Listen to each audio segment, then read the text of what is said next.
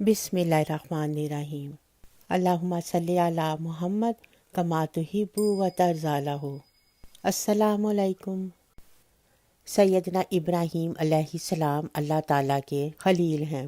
نوجوانوں کی سرداری کا شرف آپ کو حاصل ہے اور آپ ابو ضیافان یعنی حد سے زیادہ مہمان نواز کے لقب سے ملقب ہیں، اور آپ اس وقت تک نہ غذا تناول فرماتے نہ عشاء یعنی ڈنر، جب تک آپ کے پاس کوئی مہمان نہ آتا۔ آپ اللہ تعالیٰ کے پہلے بندے ہیں جن کو اللہ تعالیٰ نے حنیف اور اسلم کے لقب سے نوازا۔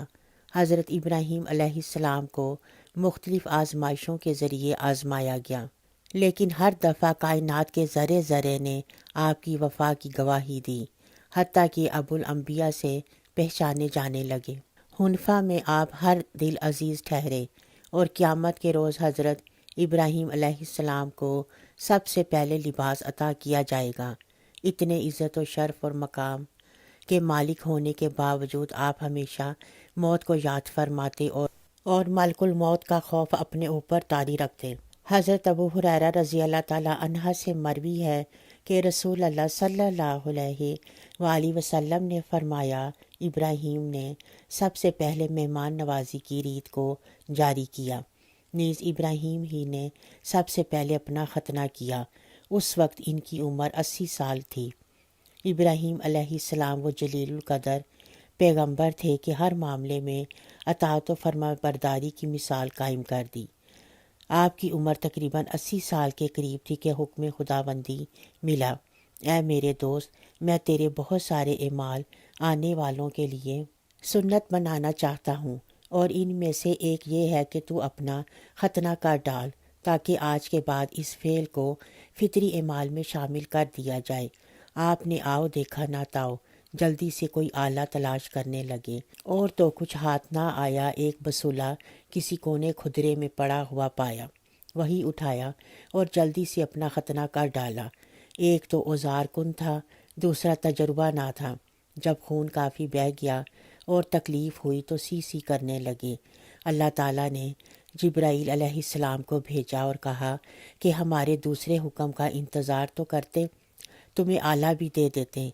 خلیل اللہ کہنے لگے، میرے مالک، مجھے یہ بات اچھی نہیں لگتی کہ میں تیرے حکم کو لیٹ کروں، اور پھر اس عمل کو دین اسلام میں ہمیشہ ہمیشہ کے لیے داخل کر دیا گیا۔ پیدائش کے 7ویں دن بچے کا ختنہ اور نام رکھ دیا جائے۔ علاوہ ازیں اور بھی کئی ایسے امور ہیں جن کو سب سے پہلے حضرت ابراہیم علیہ السلام نے کیا۔ اللہ تعالیٰ نے پھر تا قیامت ان کو دین کا حصہ بنا دیا۔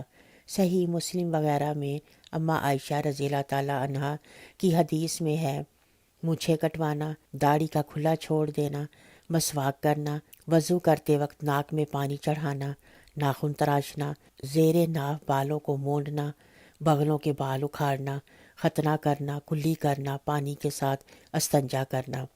اسی طرح مہمان نوازی، بیت الحرام، عرفات، منی، مزدلفہ، صفا و مروہ میں حج کے مناسک ادا کرنا، قربانی کرنا، بے حیائی کے کاموں سے منع کرنا، نیکی کا حکم دینا، بتوں کا توڑنا، جادو ٹونے اور کہانت کا انکار کرنا، یہ سارے کے سارے اعمال ابراہیم علیہ السلام کی سنتیں ہیں جو آپ نے پہلی بار کی، اور پھر انہیں قیامت تک کے آنے والوں کے لیے نجات کا ذریعہ بنا دیا گیا۔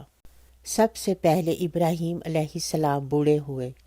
حضرت ابن مسیب رحمۃ اللہ علیہ سے مروی ہے، وہ بیان کرتے ہیں، یقیناً ابراہیم علیہ السلام وہ پہلے شخص ہیں جنہوں نے اپنے بوڑھے بالوں کی سفیدی کو دیکھا تو کہنے لگے، اے اللہ، یہ کیا ہے؟ اللہ تعالیٰ نے فرمایا، یہ وقار ہے۔